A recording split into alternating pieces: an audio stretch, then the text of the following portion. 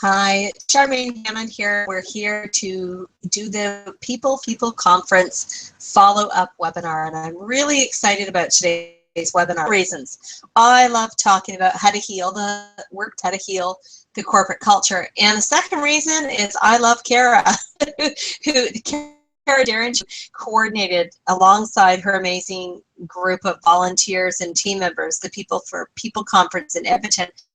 Boy, oh boy, must attend, folks, in Edmonton every year. They were at their 7th annual, and I had the pleasure of being one of the speakers there. And wow, what a great event it was. I was alongside some incredible speakers. I was talking about the whole concept of heal the corporate culture. We live in a time that's fast-paced. A lot of companies now are experiencing downturn economies, a lack of motivation and engagement. People are actually facing layoffs where there is fund troubles. I've spoken to some companies that have actually had to downsize quite incredibly. So how do we heal the corporate culture? Last time we were together, we talked about building tiers, and you can listen to that webinar. And we also talked about the power of the review and learn process. Today I want to talk about how can we help the culture heal after an intervention or some sort of a process. Let's look at mediation. I was a mediator for many years. I resolved hundreds and hundreds of very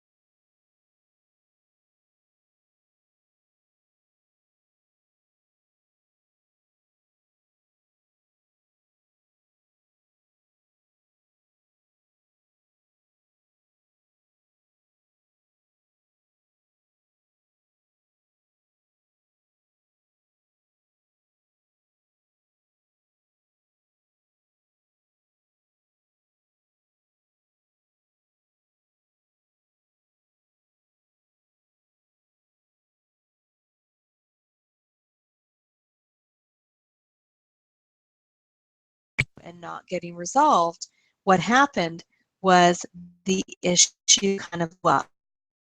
Now, the issue blowing up, the issue got worse.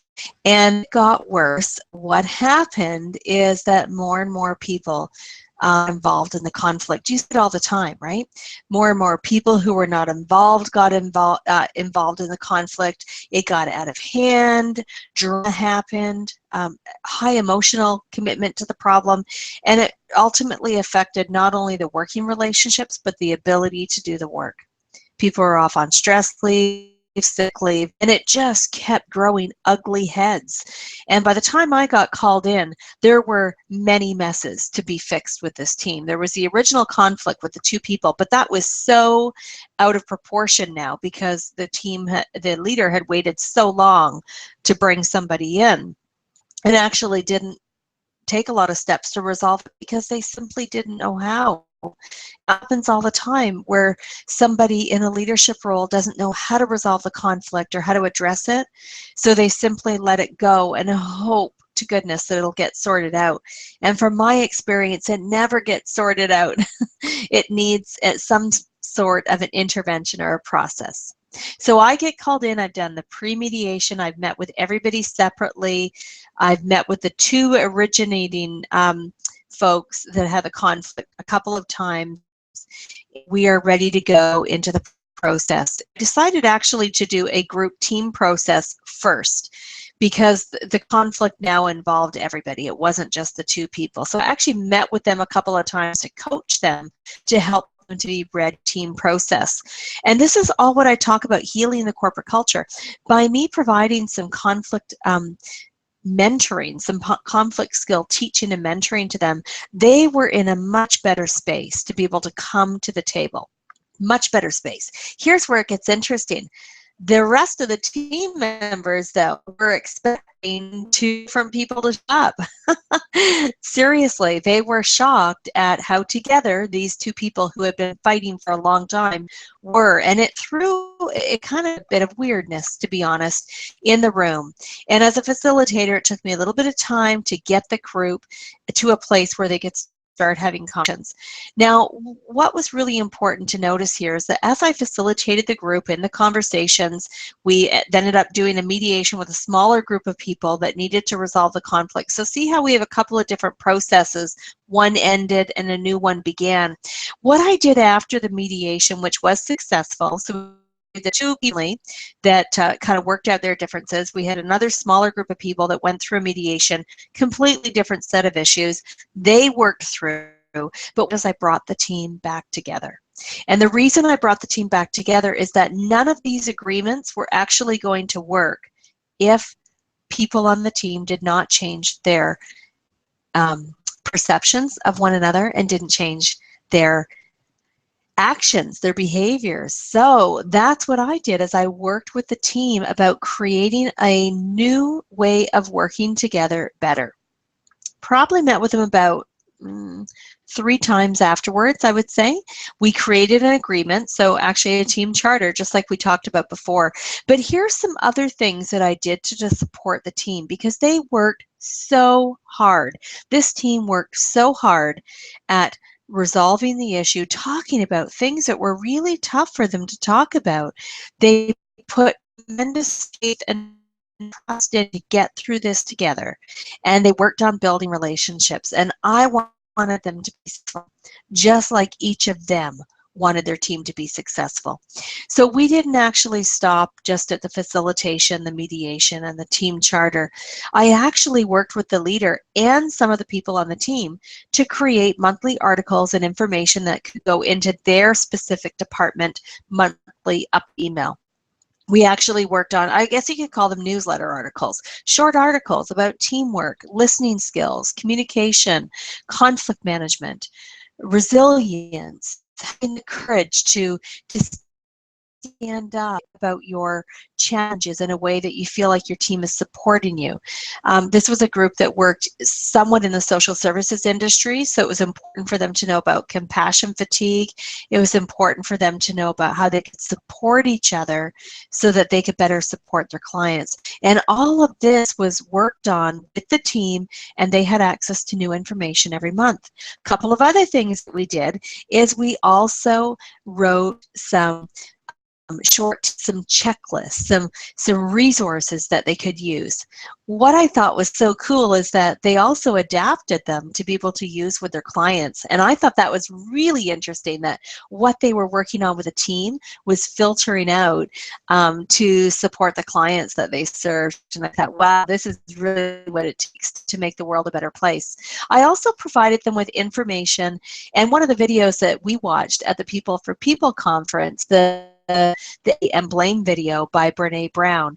And so I provided them with resources, links to different resources that can help their team stay engaged with the content. These are some of the things that you can offer as an external consultant or as an HR professional or leader to help your teams get beyond the processes that are designed to help them. Now, one of the other outcomes that came out of a client group, this is with a municipality actually, and I did a facilitation. It wasn't a mediation, but it was a team building facilitation. And one of the outcomes that they identify is the need for them to spend a lot more time and effort being resilient. They worked crazy hours. It felt like they were always on call. And they were a hard group of people that didn't take coffee breaks and didn't take lunch breaks. And they decided that for their unit, their department to be successful and serving the municipality well, they wanted to ramp it up. These are their words. They wanted to ramp it up in terms of results. And they formed a committee, actually. One of the outcomes around how they helped beyond the process was to form a resilience committee. And the committee was all internal to that department. There was 3 people on the committee, and their job on this committee was to plan activities that boosted the resilience of the team. So what was really, I thought, quite endearing was the first couple of weeks they went around, this is the story that was shared with me, they went around coffee break, knocking on people saying, it's 10 o'clock. Do you know where your coffee is? Or actually bringing the coffee pot, the cream, and of course people had to get up from their desk, come and fill up their cup. And of course you weren't going to go sit down at your desk because you'd feel all weird, like you're isolating team. So they would just kind of follow these 3 people to the next office. What I thought was really cool is not only were they boasting resilience, they were building relationships and advancing their relationships. The challenge for all of us is to look at how can we create long beyond the processes that we use in our workplace, whether a training process, a teaming process, a mediated process, an arbitration. How do we get the team back working together better? How do we get the team building resilience? And these are some of the strategies. And the best people, folks, to give you the answers on how to do this, teams. The team will tell you exactly what will make them feel engaged, inspired, productive, synergistic in relationship with another. They'll tell you that. And then when you can plan that together as a team, there's a much better likelihood of people actually committing to it, not dropping the ball. Now, one final story I'll share about a client group that I worked with. This was a group of folks that work in emergency services and really busy, high focus, high demand, high risk career. And resilience, of course, is huge. And they recognized that they were really good at serving the community, but they weren't great at serving their team. And this is their words. They weren't great at serving the team. Conversations, I asked, what would serving the team better look like? And there's a really long pause. That's a big question. What would serve the team better look like? And one by one, answers started to happen. And this is where I got the group engaged. So for those of you that are facilitators, you know this and do this already. For those of you that are leaders in HR, this may not be part of your practice, but can certainly advance the work you're doing. When you want people to get together and create ideas and get behind ideas, get them involved in every way possible. So instead of you taking the notes, get someone else to stand up and be your scribe. And that's exactly what I did. And in the question that the team was asked, they actually wrote on sticky notes. So they each had a pile of sticky notes and they wrote all their individual ideas. And then they put them on a wall, just like you see behind me, just on a wall. And as small groups, they started to clump or theme the sticky notes that seemed, relevant together, that seemed like there was a theme. And they put all those together as themes and reported back to the bigger group. Well, what came out of this exercise for this emergency services department was that they needed to apply some very same strategies they applied in crisis situations to their own team. See, they were really, really good at, after it happened or after they had spawned, they were really good at walking around and debriefing, getting the blood flowing. They would hydrate with water. They would debrief immediately. So they were really good at the crisis, the post-crisis situation. Where it got sticky for them was the inside the walls situations, like conflict and sensitive feedback. And that's where things kind of fell off the trails. So the team decided that they needed to be as good outside or as good inside as they were outside. And they simply applied some of the same strategies that were already working for them. So, after an emergency, they would debrief and hydrate. So they said, why aren't we doing that after we have a tough staff meeting? Why aren't we debriefing, figuring out how to close this off and move forward? See, one of the other things that they spent a lot of time on in emergency services in their department was closing the loop. And these are their words again. So when there was a situation, they wanted to make sure that everybody was okay when back on the floor and close the loop. And they said, why aren't we closing the loop in the internal stuff? Like when we have a disagreement or conflict, why are things left hanging? So look at what's already working for you in your own team and in your practices to see what you can modify and apply in other areas of your business unit. It was a great example, and it's just stuck with me many, many years later. The key to building a healthy workplace and really healing the corporate culture is to be looking at this every day.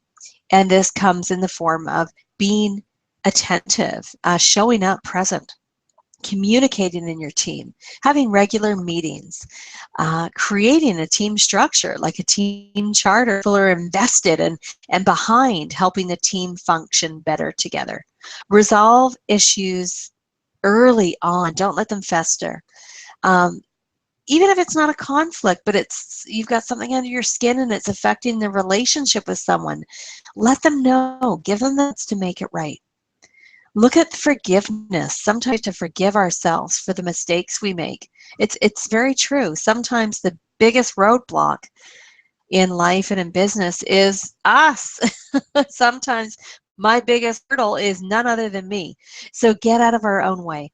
And look at when you do processes, what can you do to keep the learning alive?